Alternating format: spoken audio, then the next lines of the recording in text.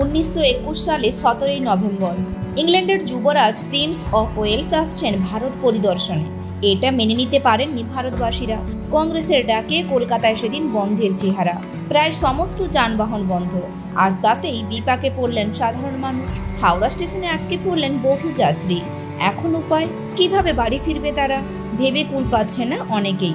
হঠাৎ সকলের চোখ পড়ল একটি গাড়ির দিকে। চালকের আসন থেকে বেরিয়ে এলেন নেতাজি সুভাষচন্দ্র বসু।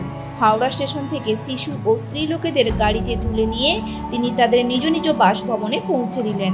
নলিনীকান্ত সরকারের আত্মজীবনী আসা যাওয়ার মাঝখানে এটার দ্বিতীয় খণ্ডে সুভাষচন্দ্র বসুর এই ঘটনার উল্লেখ রয়েছে। সেই গাড়ির সম্মুখে বড় বড় হরফে লেখা ছিল অন ন্যাশনাল সার্ভিস।